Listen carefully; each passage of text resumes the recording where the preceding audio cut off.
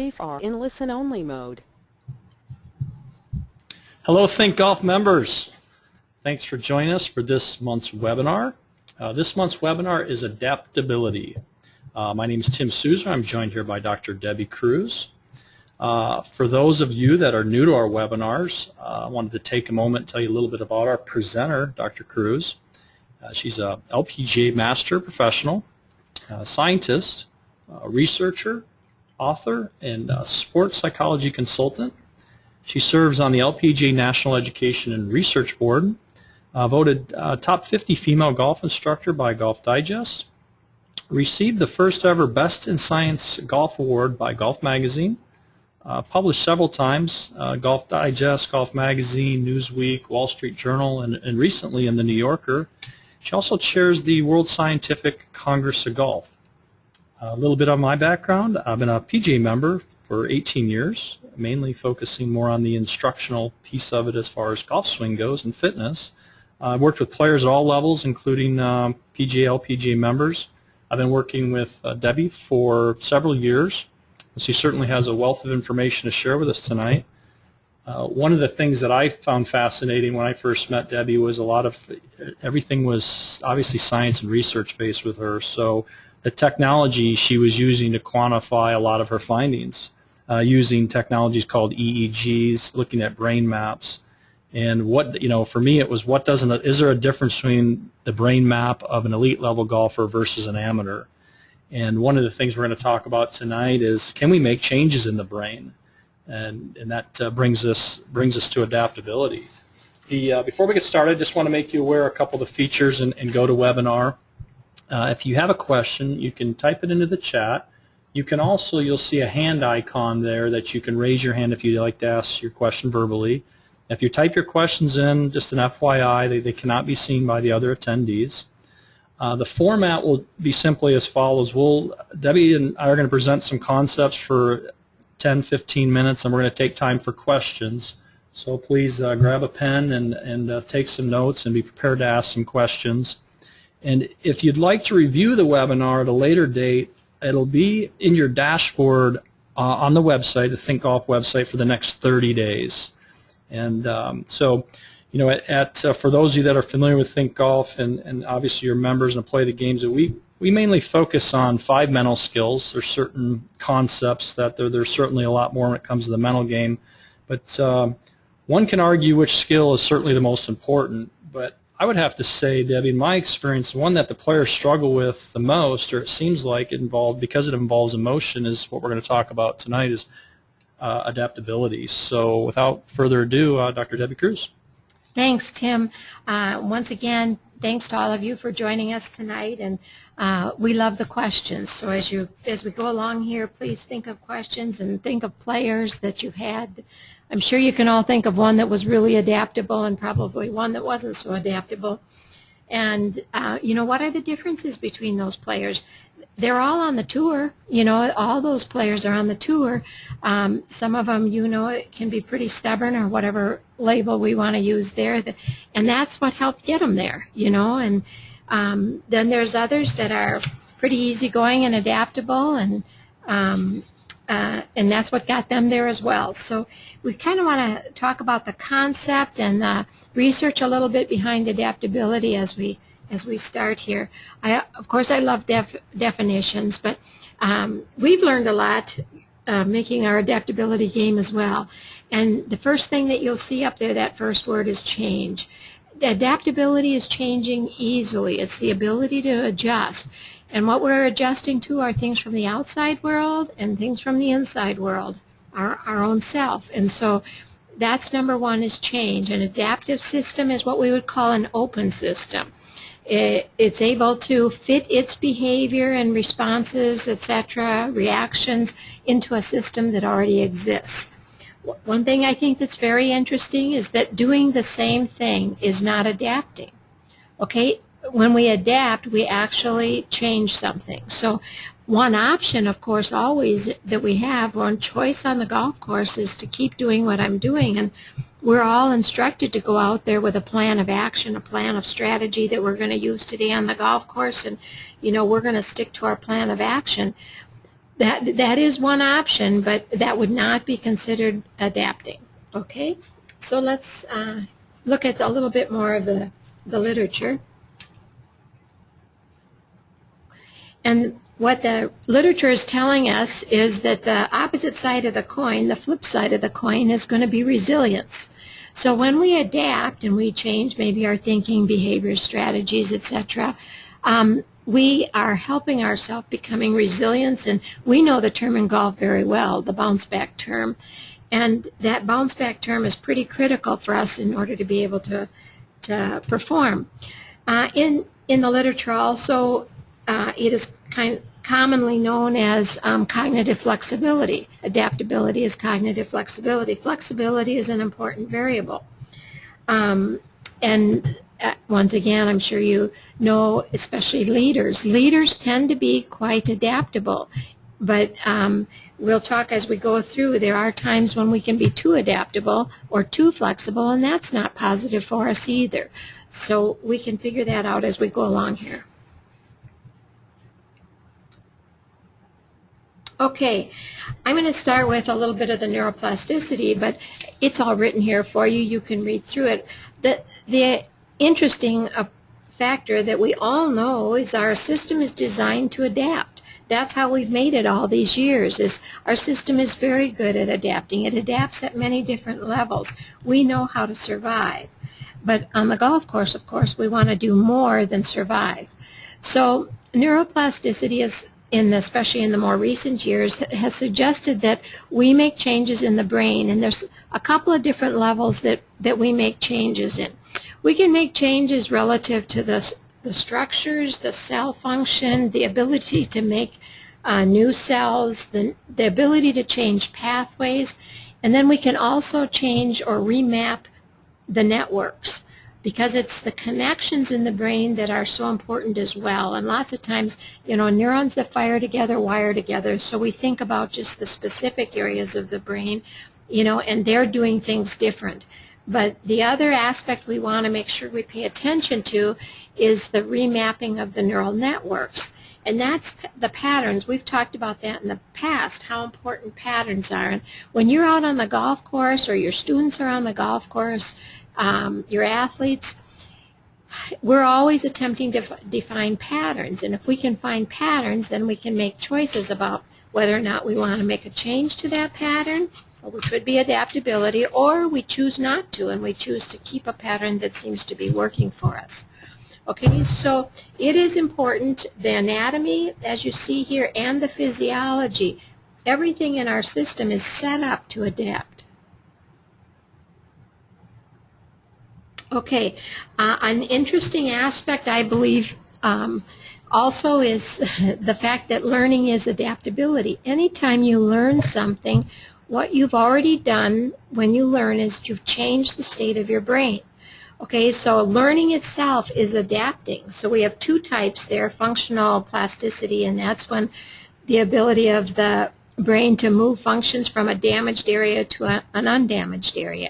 And I always want to think of this in terms of yips. When people have a dysfunctional pathway in their brain, that motor program doesn't seem to be functioning very well anymore, we simply reroute it, so to speak.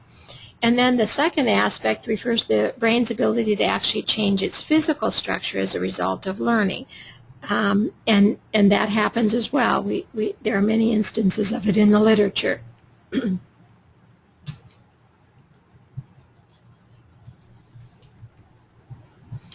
Okay, and the other really interesting area in terms of adaptability has come out of some of the video game research. There's a couple of people who have looked at the brain's ability to adapt playing video games, and I think it's important we look at that because of the number of kids out there today that are using these types of resources in entertainment.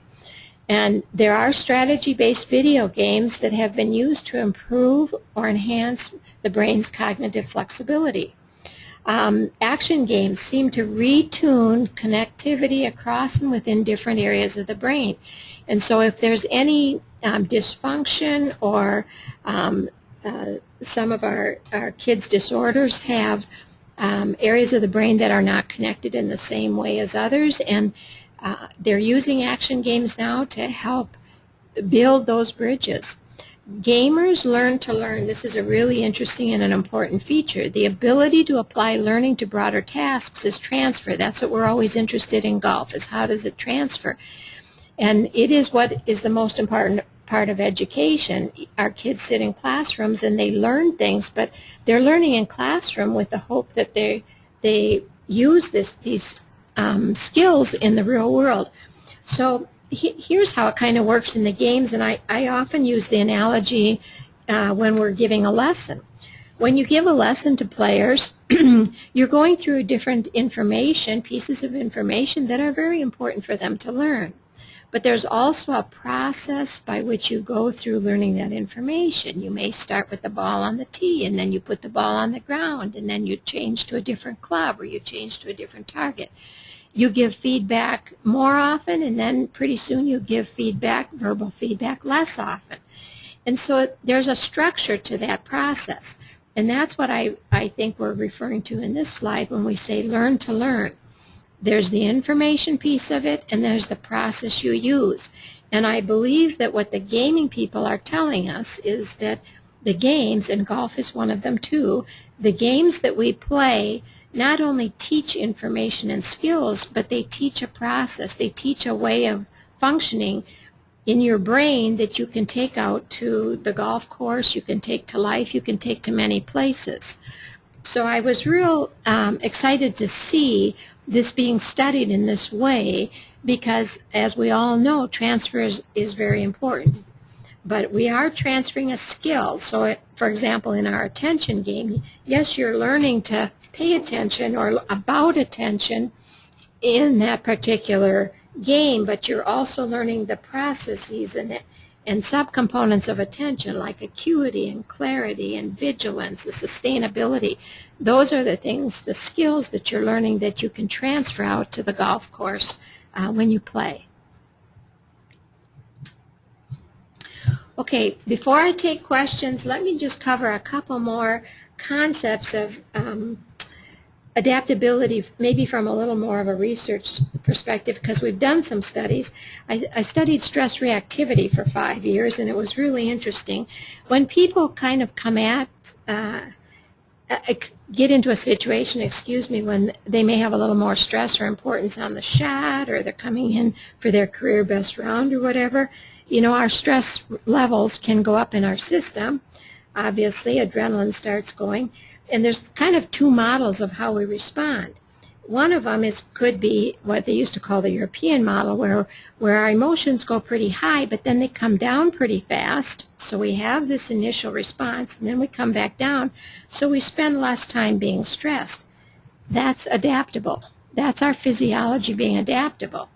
The other system that they often refer to as the American model of stress reactivity is that we don't respond as high. We're not, and you know these people, they're not as emotional people, so to speak. So their adrenaline will go up, their heart rate goes up, etc. But at the same time, it comes back down relatively quick. So they don't have as high a response, but they'll spend probably a little more time because they really don't release the stress. So I like those models, and I give you those because I know you can think of students and athletes who run these two different types of models when they play their golf games. They're both adaptable. The thing we want to talk about is the fact that their physiology responds, but it responds in a way, one of the two systems, so that they can get back down to a functional place to hit the next shot on the golf course. So my point here is that while somebody might not look to be very adaptable because they kind of look like they fly off the handle initially, it may be that they're just getting that emotion out, they're dealing with it, they're releasing it, and they're going to go right out on, and it's very adaptable. Okay. Was I on the right track? Yeah, we're okay. The other people that I just think are remarkable, and you've probably worked with some, are the people with yips. And I just bring them up because they're such a good example of what I would consider adaptability. when what they're doing isn't working, it's about doing something different. It's about changing. And a lot of times they get reprimanded because they've got so many putters in their garage, or every time they come out to the golf course, they've got something new or different they're trying. But at the same time, part of what they're saying is correct. When what you're doing isn't working, you've got to change something, and they have a pretty severe condition of something not working for them, which is their motion. But what's fascinating is, the people that will look at it this way and will adapt to their situation continue to play. They don't quit the game. And so I think us as instructors and coaches, etc., if we can help them look at this situation as the fact that they're being adaptable and they're outsmarting what their condition is, and they're staying one step ahead of it, I see these people as being very adaptable. I brought up earlier also the point that I think we can be too adaptable sometimes out there, and you probably know some of those players as well. They're simply going through the round, and they're, I would responding to what's going on in the day, but they're in actuality too flexible. So it's that player that finally says, I've had enough. They're not going to adapt anymore and be flexible enough anymore, and they draw their boundaries and their lines, and they say, I've had enough, and then that's when they turn around and start playing well. So be conscientious about that scenario that can exist. It isn't all one way. All one way isn't the answer, and it isn't all the other way either. But in different situations, we want to learn to be adaptable, and that's adaptable to both the inside world and the outside world. Maybe we could stop for a question or two, Tim, if we have one. Yeah. Certainly we have a couple. How would you address players who are very set in their ways? So we kind of refer this as hardwired. We talk about neuroplasticity and having that ability for the brain to grow these new circuits and to adapt, but there's also the opposite effect where this player is, we just label it as stubborn, but in the neuroscience world it's kind of referred to as hardwired. They keep doing the same thing over and over again. They can't break that pattern. So how would you address players who are very set in their ways? Well, one of the first things that I would suggest is don't butt heads with them, and tell them they've got to change, because that's not what they want to hear. My approach, actually, you may all have your own or come up with a modification that works for you, but my approach is simply to point out awarenesses with that person. You help them be aware that you're doing the same thing, and look at what's happening to the ball, and always give it back to them as their choice. I can just still remember clear as can be, one of the ASU players came in the lab one day and missed 11 putts in a row on the low side of the hole, 12-foot putts, and I finally turned to her and said, are you going to miss the next one on the low side of the hole? And was she being stubborn? No. Was she even aware? I don't think so, of what was going on. The next putt went high and the next putt went in. So awareness is first, and then I strongly encourage you. I make the statement, okay, you're going to always be the deciding factor here. It's always going to be your choice. I suggest you go out and test it 2 different ways. 5 balls doing the way you've always done it, 5 balls doing it this way.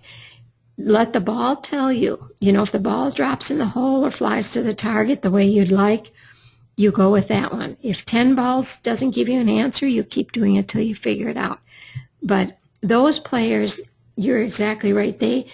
It's got to come from them, and we're just there to help them with their awarenesses. And stats are great for those people. If you can show some stats and look at the patterns here and look how things seem to stay the same, sure, and then give them a choice. Yeah, I mean, it's obviously an important. It is a stat that's tracked, the bounce back stat on the PGA Tour. And I think what I heard you saying there, Debbie, is if you can show them some objectivity, if you come at them and you're, it's just deflecting off of them, but if you can show them some type of stat or make that a crucial awareness, or even we always talk about journaling. I think after a while when people reflect back on their journal, they might start to see patterns, and they have to create an awareness. And no, I think that's great advice.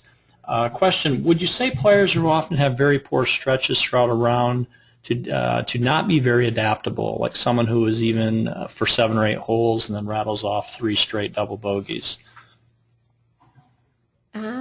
I think I would agree with you there, and in the next section we'll talk a little bit more about, golf specifically, because that's our interest area. But I think golfers have a very hard time figuring out when to be adaptable, when to make a change in things.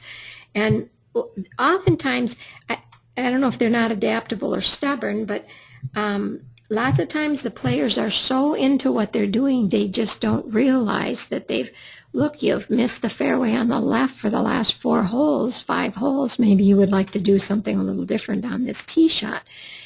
But they don't realize that that's where, the record keeping can be very helpful for them. So, what I think we'd like to help teach them is you hit the shots, and play, and then you step out and be the observer. So you can kind of watch for these patterns. And we use psychological scorecards. They're very helpful you can only score about one thing at a time, but, they're very helpful to see where the patterns are, because the players are so in it, they're not aware. Yeah, I think the observer, absolutely. How do you become the observer and steps outside of your own self? But what I've noticed working with both amateurs or mini tour players, and then going to the highest level in the PGA and LPGA tour, there is a different, you see patterns after a while, and Debbie, you've been studying these patterns for years. They seem to be able to, I always called it like short-term memory. It was amazing to me how the players that do get the results, do have their PGA Tour card, do keep it, they're top in the world, and the difference between that and maybe say a mini tour player or someone that's trying to get their card. What is the differentiating factor there?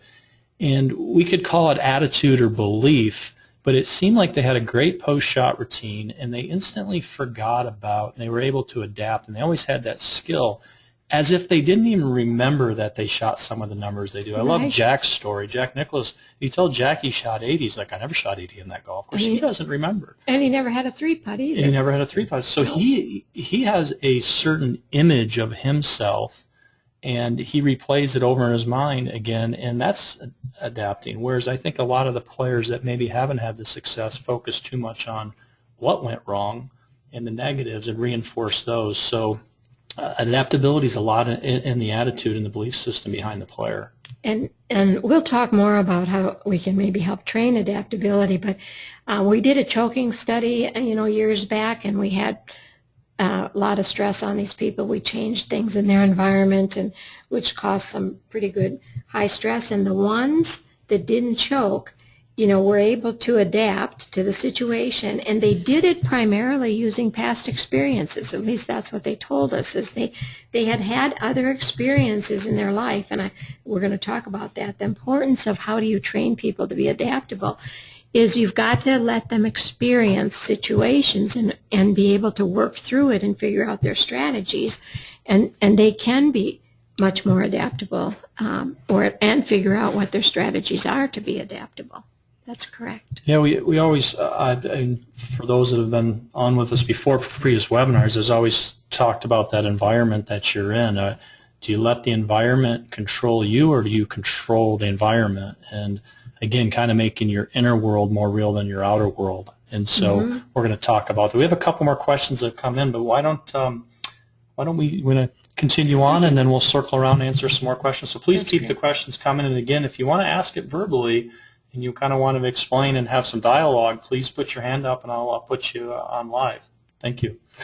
Okay, moving on with adaptability. Golf factors. Okay, we're going to golf. Adaptability in golf. Environmental factors are the easy one for us to think about, all the things that can come up in terms of weather conditions and pairings and bounces and all of those things from the outside world. There's physiological factors, how we feel today, if we feel today. That's a big one for golfers, if we have any sense of feel today in our hands or whatever it happens to be. Psychological factors, of course, that's, our intentions, our focus of attention, our habituation, or how automatic we are today in our performance. Whether I'm talking about whether our A game, B game, or C game showed up, and then all the decisions we make accordingly, which are psychological factors. And then, of course, you've got the interaction of all those. So, adaptability is a big thing. I often think, well, who are the people that are adaptable? I've seen players, and this is a pattern that they can get in as well. They'll start bogey, double bogey, bogey, and then the rest of the round they shoot even par. Well, they certainly adapted and bounced back. We could call they were very resilient to that.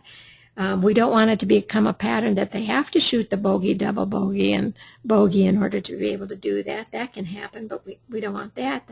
The one I'm a little more interested in is the one that starts out birdie, birdie, birdie, or with their, career best. Maybe for somebody who's less skilled, it's par, par, par. And then how do they handle that? Is that adaptability as well? And I think for sure it is, because we're more inclined to be trained to bounce back from what doesn't go well. But how about what does go well? How do we handle that one? And, once again, if they're adaptable, they're going to change something. And maybe it's going to be they're changing their goal for this 9 holes because they started out birdie, birdie, birdie, and that's okay because they're going to adapt. So I really want to encourage the adaptability to success, because I think so many people have that fear of success. However, we can get there because we are adaptable. There's always the stories about, the clubs didn't show up at the airport, or something got damaged along the way, and people adapt and sometimes play unbelievably good games, or they grab that putter out of the, pro shop before they play today and putt better than ever. So there's good signs and there's good situations that can occur from what might seem as unforeseen circumstances, but it is our ability to adapt and habituate. Okay, Tim. Okay. I think there's probably, I'm going to talk about at least 4 different areas that we could discuss adaptability in. And they're listed here. Reacting, we react on the golf course. Usually that's our post-shot routine. And like you were saying, Tim, that's a great skill to learn. It is kind of where we put that together is in the post-shot routine, the adaptability. I would say our college students, the one thing they learn from freshman year to senior year is to be adaptable using that post-shot routine. And then we respond, what we choose to do afterwards, that's responding. Strategies and plans are what we put together probably before we even go out. And then I know I've talked about rule of 3s before, but our golfers often don't know when to make a change. And so we'll discuss that with rule of 3s.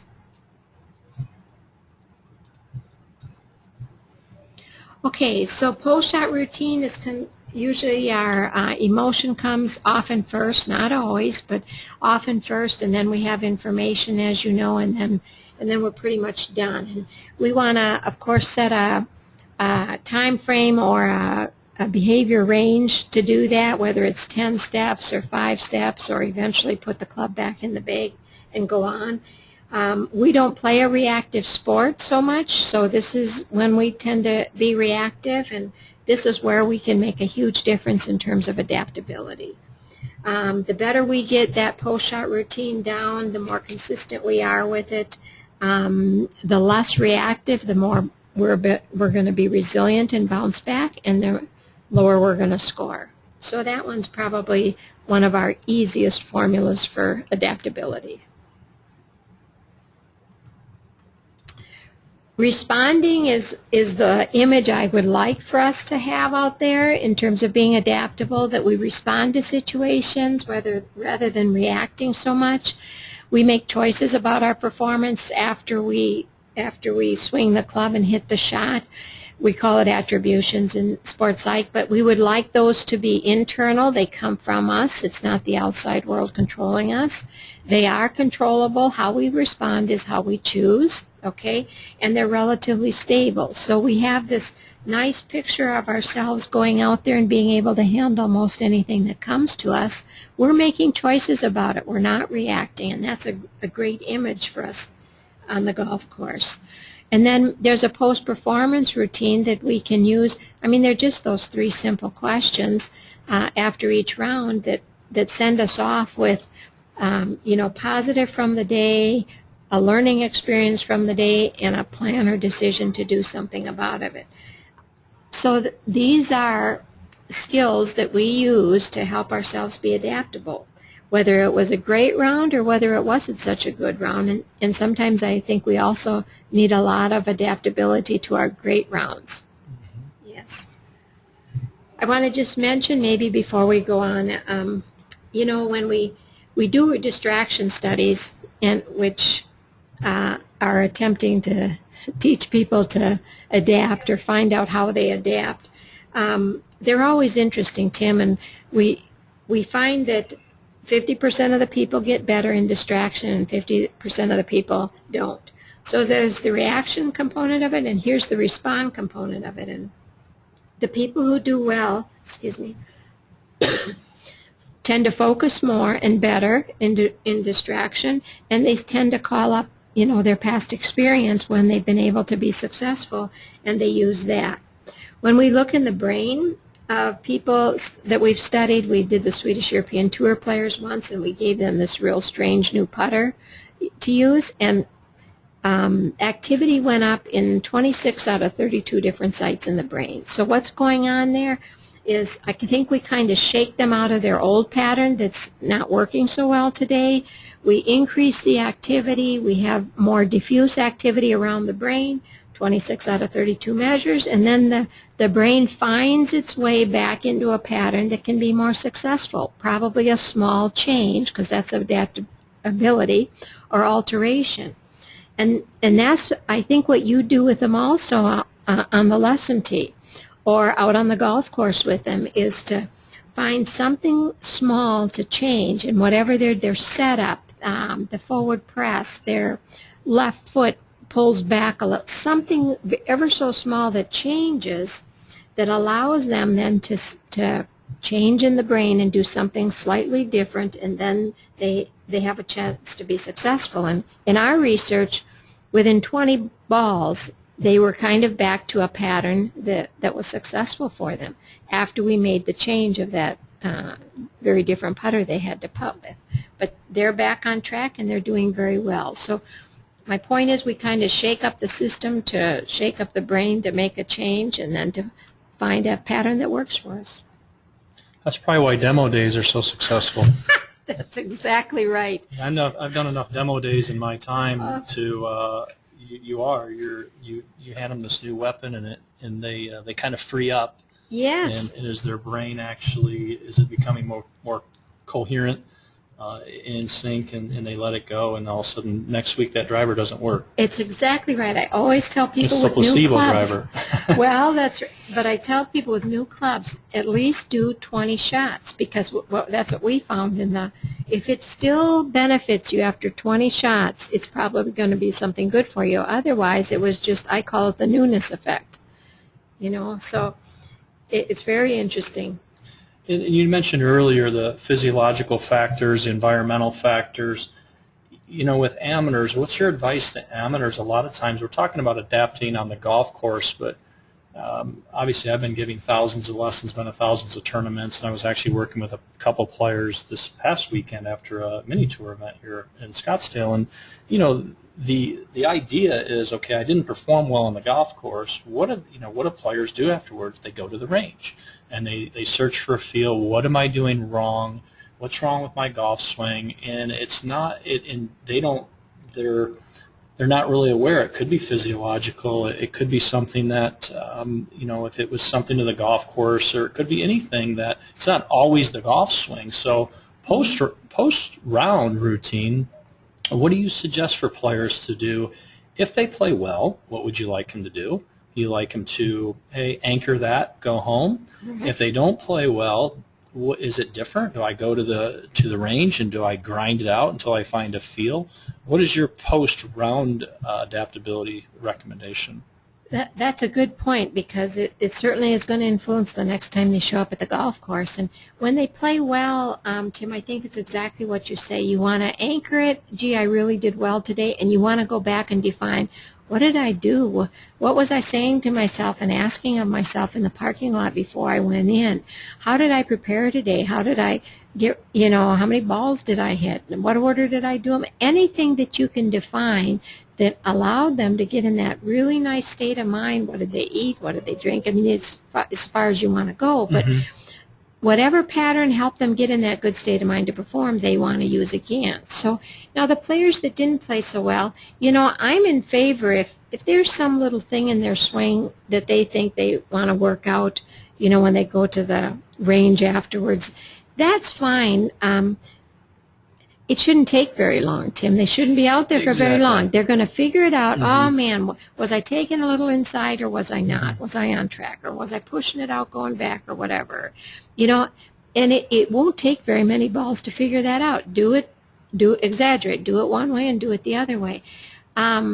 If that isn't the answer, if that's not fixing anything, as we might say, it wasn't because it was physiological. It was because of their thought patterns. And what I'd strongly encourage is go back and figure out what you were thinking and asking for on those shots, and go through your routine, your pre-shot routine, and figure out what went wrong. And players who had blow-up holes, that's another one we should probably just touch on, because that's adaptability and resilience right there. When they have a blow-up hole, I really want to go through and find out exactly what happened. Where were you when you stepped up to that ball? What was your plan? Did you have the club that you really wanted to hit? Conscious and subconscious on the same page. When you walked up to the ball, did anything get in your way? Did you have a question mark in your head at all before you swung or during the swing of that club? Do you remember the feel of the club? Can you remember feeling its start? Can you remember feeling impact? Can you remember feeling the finish? Okay, my guess is they didn't finish it, or at least their mind wasn't in there. They didn't feel it. So, and then what decision did they make? When they get to the next shot, after the one that didn't hit so well, are they attempting to make up? They feel they have to make up now, or is it just another golf shot? It's a golf shot. Here's my percentages. Here's the selection I'm going to choose, and keep my focus of attention and get through it. So we really want to go through the tough holes and figure those things out from a psychological perspective, because that's probably more the variable in something that's important in a round than, and the swing is the result. Well, I wasn't really committed to that decision. Well, the swing isn't going to come out the way you want it to then. So, yeah, and I think that goes back to being the observer, and even that's why it was important to say we have a journal as part of the THINQ Golf. You can go in and journal, and of course you can journal in anything. You can write in a diary or make notes or whatnot, but to have that journal piece, because I've watched you, Debbie, at tournaments and walking, with the girls or the guys and walking, and you're taking notes. Always. You're always taking notes, and you're the observer for them. So in the post round, you can communicate, and something that, like you said, it depends. You don't come and give them a report, hey, this is everything you did right or wrong. It's more like, okay, maybe you saw something in their game that they were not completely aware of, because they're back to that hardwired pattern. They're doing the same thing routinely, and that's the pattern that they get in for years. A lot of people start to wonder, it's like, what happened to XYZ player that won the U.S. Amateur and now just fell off the map? That has to be the mental component. Their game was there at one level. Where did it go? And the only thing we always say, thought precedes motion. So until they can start to get that mental aspect back, they're stuck in that pattern. And that's a good point too, Tim, that you can have your parents, those of you who work with kids, I send the parents out there to track things for me on the scorecard. I typically want to know if you have a question about their routine, have them time routines, have them, just check off if they use the same routine every time. The other thing I have them track is misses. Because if we can track misses, we can make changes. We just got to find those patterns. Okay, great. Next slide. strategies. Okay, so strategies. The old one is, game plan or fishing out there, and you've got a little bit of both of it in that picture there. That gentleman must have a game plan. I hope to get to the flag on that one, and otherwise he might be fishing over there. But at any rate, when stuff isn't quite going the way we want, we question, should I stick to what I'm doing, think the same thing, do the same thing, or do I start fishing for, it could be this, it could be that, and there's a lot of fisher people out there as well. So I'm going to go to the rule of threes on the next slide to manage that one, but it's a big decision. It's a big decision relative to adaptability. Things we do to help, strategies. We want to image all possible disruptions to performance, and then what do you choose to do? How are you going to be successful? I mean, this is the way we get athletes ready for the Olympics. You think about everything that could possibly go wrong, which doesn't sound very nice, but once you've gone through them, Tim, in your head, and you've imaged everything, and you've imaged a choice about how you're going to manage it and be successful, you've already done it in your head. You're going to be fine out there when you get on the golf course. You want to be adaptable and resilient. I strongly encourage you to do this, and you can do it yourself, going through scenarios. You can do it with your students by setting up stories for them, and by giving them, little competitions to perform in. And of course, as the instructor or the coach, you're always watching for what changes, so you can help them figure out those strategies, choices for success. Another one is creating an image of ourselves as being adaptable and capable of playing with anything that comes at us. And then that removes a lot of the fear component. Oh, what if this, what if that, all the worry and fear that can come in there. But those players out there on the tour, there isn't much that pulls them out of their game, because they have an image of themselves as being able to handle anything. And they've had enough experiences where they've come back. And, a lot of our other players do too that aren't maybe on the tour, but they don't use those experiences.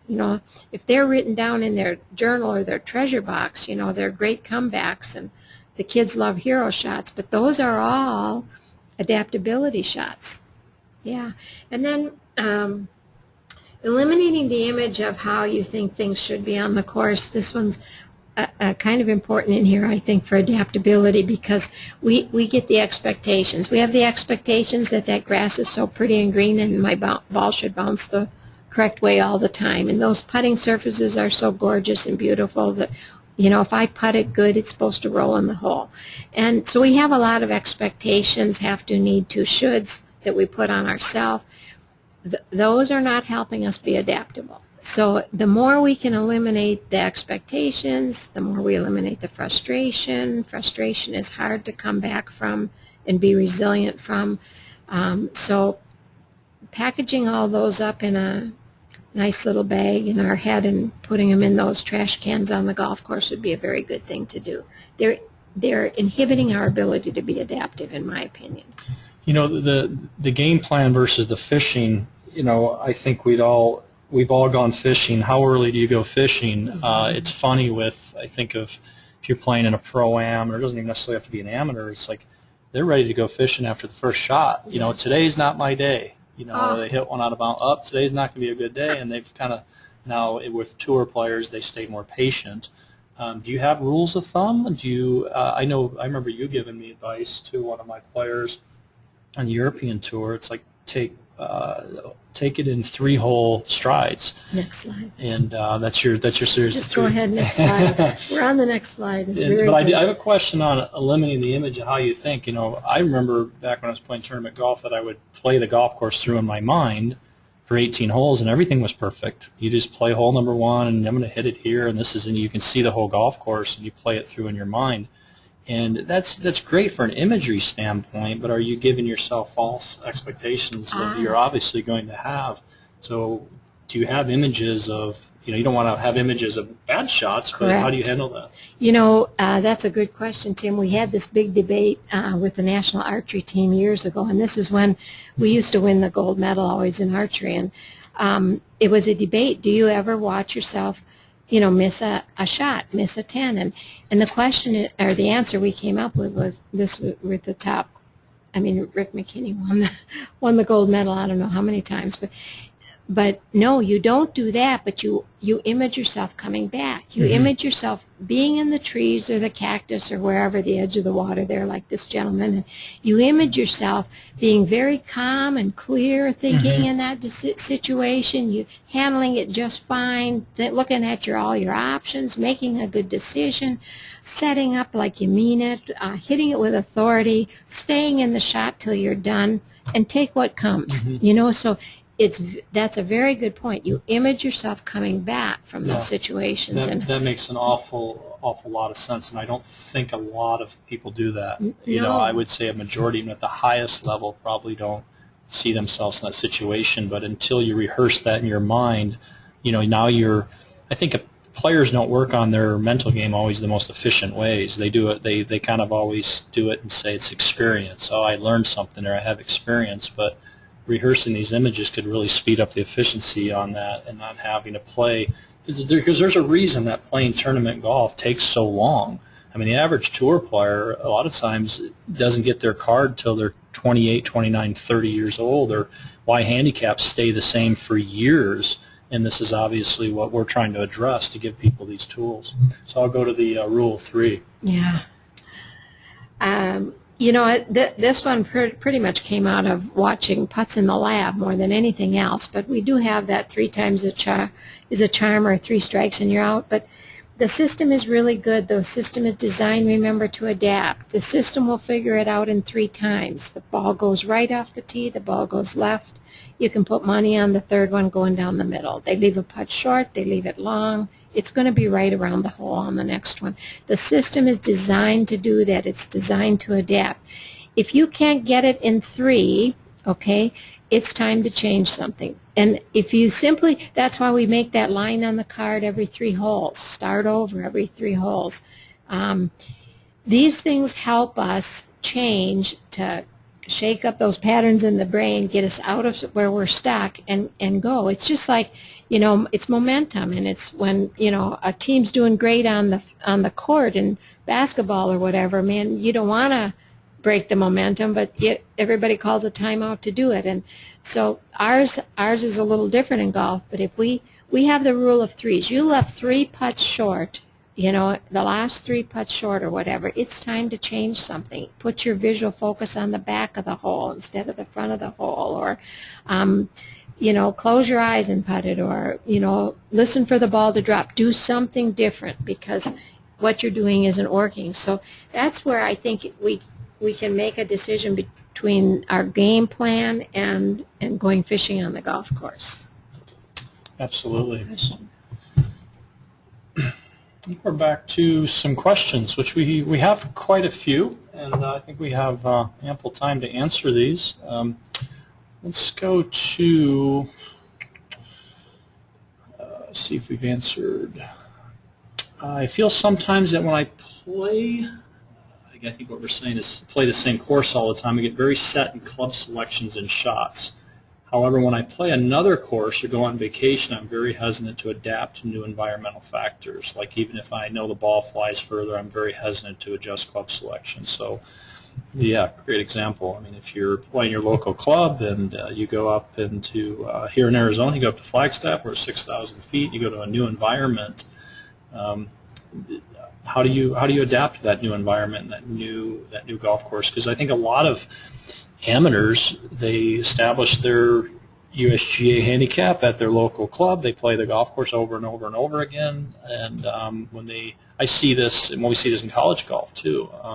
And I've always encouraged my players that you really, to test your game, especially if you grew up playing golf here in Arizona, you need to go down to Florida. You need to experience different grasses and different environments and different elevations and whatnot. But any advice there? Yeah, Tim, I think you just said it. You said that you need to experience other things, and that's, I do want to talk, you know, about how we train adaptability, which is what you're getting at here. And the only way I know that you're going to train it is to get these people in different situations. Right in our definition to start with, you know, learning itself is adaptability. And so nothing is learned until it's experienced. So we must set up those experiences. So like when you go to that new course on vacation, the one thing you want to do is get out there on that range, with your clubs, get those markers, make sure your distances are correct, and hit the club you've always hit at your club, and hit the club, it's supposed to be 10 yards, shorter or longer or whatever it is, hit the other club, and you've got to see and feel that ball land at that target over and over again, so you're going to have the courage to do it when you go on that course, because you're exactly right. Our system always wants to go back to what it knows. It's comfortable with what it knows, but that's not adapting. Doing the same thing is not adapting. Okay, and there again you have a choice. You can get the ball to the flagstick, or you can hit what you are comfortable and would like to hit, and that's your choice. But if you do some of these exercises on the range, put yourself in those situations, watch your typical patterns of responses. Decide that you want to change the pattern. Decide, when I go to play on vacation, I'm going to play better than I play at my own golf course, and have that image of yourself, so you practice it. Well, I think that's where that, just something as simple as we always say shot routine is simple in the same time, but at the end of the day, it's a golf ball, you've got your 14 clubs, and you have a target. So if your intention is always the same, and you don't let the environment alter you. And I went to the U.S. Open Congressional with a player, and we talked about that the first couple of days. And the first couple of days is practice rounds, you get acclimated to crowds, and you're signing the autographs for the first time, and we're playing a practice round with Rory, and it's like this new environment, and it's like you got to somehow make that inner world. And when they go into their bubble, and they go into that shot routine and get that inner world, it's at the end of the day, it's a golf ball, club, and the target. And I think that's what these guys do at the highest level. So it is, granted, there are different environments you're going to have to go into, but if you could prepare yourself, that imagery Yes. before, certainly would take you a long way. The question, is there a good way to prepare or think in your pre-round routine or warm up to enhance your ability to adapt when it's required on the course? We kind of circle around this one a little bit. Is there a good way to prepare or think in your pre-round routine or warm up to enhance your ability? Yeah, I'm very glad you asked this, because I think really so much of it is done in your pre-round routine. It's done in the parking lot. It's done before you ever walk to the golf course. Because we don't know what's coming. We don't predict the future. So we know what we would like. We set our goals and intentions. We do everything we know to do to create those outcomes. But the more you practice in your mind ahead of time, if I end up here, this is what I'm going to do, and if I end up there, that's what I'm going to do. And you've got all these things worked out beforehand in the pre-round routine. If you get in those situations, lots of times because you've already worked them out in your head, you're not even going to run into them. But the other piece is that if you do, you'll already have been through it once and figured it out. So you're not going to be reacting. You're going to be responding. You're going to be much more adaptable. In the pre-round routine, there certainly is the time that you get to the golf course is usually the same. That doesn't alter. The meals sometimes are very similar for players, and then we're not just talking. We're talking about elite level players, but the things don't change. It's the same. Right. You have your routine, and then the rule of three again. I think you need to stick with this routine for a while, give it some time. But if that's consistent, and you're preparing the same way for the round, then post round you've got your journal, and afterwards I think we're saying become the observer and go, what did I do differently today? Did I not sleep well last night? God, I forgot to eat. You wouldn't believe the things that surface. And I will say this, though, again, is it seems like the higher level of the player, the more they're good at making excuses, aren't they? Because it's almost like they don't make, I don't know if excuse is the right word, but it's almost like that wasn't me. That was an outside factor, and I'm good. And they take it and they somehow be like, okay, they don't go and tear apart their golf swing and start second guessing what they did. They're like, okay, that was one day. I'm going to file that away somewhere, and it's there, but it doesn't define who I am. If that makes sense. Yeah, you got it. So, okay, hopefully I answered that question. A few more to get to here. Why does some of us do so well on the range when warming up, but then it all goes down the drain on the first tee? Conversely, sometimes I have a poor pre-round warm-up, but I do well on the golf course. What mentally what mentally changes, and is there a way to control or make a change in a positive direction? Yeah, that's a really good question. One of the first things I always want to know is, well, what are you doing? What are you asking for on the range, and then what are you asking for on the course? And I mean, I just went through this with a player today in terms of, what is it? What purpose is it serving for you? So when you're on the range, it's warm up. It's finding out what game showed up today, A game, B game, C game, making decisions and strategies. It doesn't have anything to do with score. It doesn't have anything to do with how the balls are going to fly. You do want to do some things to give yourself confidence before you go to the first tee. You want to hear some of those putts drop, and you want to take your favorite or best club last, maybe in, because what's last in your mind is important, and hit some good shots before you go, because that piece of practice is building confidence. But it's simply information. And then I want to separate out, so when you get to the first tee, it's like the start of a race. Not that you're in a hurry, but the gun goes off, and now you're performing. Now you're in performance mode. You're not in finding out information mode anymore. And if you're not in performance mode, you're going to be behind the 8 ball pretty fast. It's not about, well, I got to see how the first hole goes, or because I just heard that one from a tour player this morning, and it doesn't work that way. You've got to get out there in performance mode, and what are you asking for is the first question that needs to be addressed, because lots of times on the range we're, a nice swing or a good feeling stroke and all, and then when we get on the golf course, it's put the ball here, put the ball in the hole. So we can close that gap a little bit. A portion of those balls on the range are put the ball here and put the ball in the hole, and you compartmentalize that practice, and you design and look at those two different entities in a way that's going to help you perform. Absolutely. And I think when you do warm up, your subconscious is taking a lot in. You don't have to analyze and warm up. You're simply warming up, getting loose, getting a feel. Is the ball fading, drawing today? What's the ball? Especially when you get to the putting green, you start with some long putts to get a feel for the speed of the greens. And even the wind, your subconscious will pick up on so much, and when you go into performance mode, it's there for you. We can only be aware of so many things, so I definitely agree with that. We leave our missed shot in the trash can, okay? But in the post-game routine, we remember the bad shot and learn from that. We do want to learn from them. We usually get that information pretty quickly in terms of, we talked about react first, and as soon as you have the reaction at the end of the shot, you're going to get information about that, and you're going to learn right there. You don't have to pound it in, 5 more times. One time is probably enough. Right, and then you will tend, hopefully, not to carry it on to the next one. And that's that emotional quotient we always talk about, is how much emotion are you going to give that? You put it in the trash can, but you could have, if you put that in the trash can and it was just you did it that one time, but there was so much attached to it, if you're still, if you are reflecting back on that shot, you haven't been able to let it go. So it's what you really, you can dismiss it, but it always sounds easy to dismiss it, because it can certainly create a mood all of a sudden and whatnot. And I think you're asking a good piece in terms of the post-game routine. So afterwards, the shot comes back up. So yes, you did a good job of putting in the trash can on the course and go play.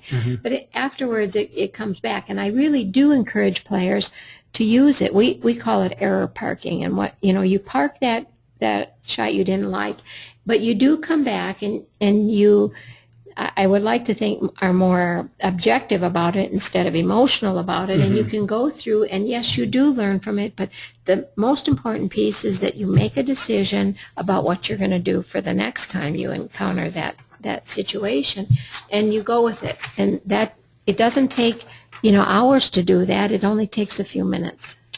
We're actually at the top of the hour. We got one more question for you, for those that want to stay on. When you are 3 or 4 under through the first few holes and you begin to feel a little uncomfortable, what are your suggestions to emotionally get yourself back in it to keep going low? Yeah, you're right on. That's exactly what I was talking about in the beginning. We talk about the adaptability to things that aren't good, but I I think this is equally, if not more important, that you learn to be adaptable when you're playing very well. And what do you do? Well, the first thing I would think is if you're the 3 or 4 under, you're probably going to reset some of your goals. Or if it's getting a little scary for you, you just draw the line on that scorecard right there and start over again. And if you start over again, So act as if you're even, because you can if you, some people can't say they're even when they're not. Okay, right. You can act as if you're even, yeah. Or starting over is a wonderful concept. So you can start over on the next hole. Well, that was 3 or 4 under for 4 holes. Okay, let's start over and see what we can do with the next 3 to 4 holes. Yeah. Let's see how many of those birdies we can. Right. So it's not that you have to keep that train going. You don't, because that's what makes us a little most people are waiting for it to balance back out. Correct. 3 or 4 under, Correct. And you see it does balance. A lot of times it will balance back out on you, but to go low, you have to get comfortable at being 3 or 4 under and go, this is my new comfort zone and this is who I am. That's exactly right. So image-wise, if that's your type level of game, I'm having those players, I'm a 60 shooter, I'm a 60 shooter, or whatever it is for you. I'm a low 70 shooter, whatever it is for you. You're saying that to yourself all day long to get the subconscious used to being low and hitting a lot of birdies. That's outside of the hole. But when you're in it, I'd say, okay, let's start in the next few holes.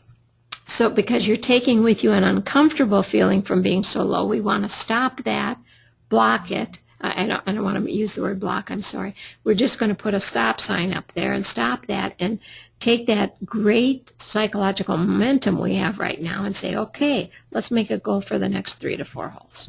Great. Well, thank you for attending. We went a few minutes over, but hopefully you found it very valuable. The next webinar will be on Wednesday, July 30th at 7 o'clock Eastern Time again. If you want to learn more about a couple of the books that Dr. Cruz and a couple of our team members have out, Dr. Cruz's book, Golf, Energy, and Motion, it's actually now an e-book, has been for a while, but there are 13 main concepts in that book, and one, of course, being adaptability. So please get that e-book. She also has a new book called The Science of Golf and Life. It's at CandicePert.com, but now you have it on your website, which is DebbieCruz.com. Thank you. We have another team member of THINQ, Dr. Joe Dispenza, has his new book out, which is actually was just voted a New York bestseller. You Are the Placebo. Great book. Just a reminder, if you're playing the games, the THINQ games, update your app if you haven't already on Google Play or iTunes. We had some updates to the scoring system and whatnot, so we're always continually adding new features to the app, so update that. If you'd like to watch previous webinars, I get this question from THINQ Golf. They're available in the THINQ store on the website. This particular webinar, as I stated earlier, will be live for 30 days if you want to watch it again. And if you're a professional and you have clients and you'd like to share THINQ Golf with them, we do have an affiliate program called THINQ Rewards. Please email us at thinkteam@thinksports.com. Thanks again for attending, and have a great night. Thank you. Thank you.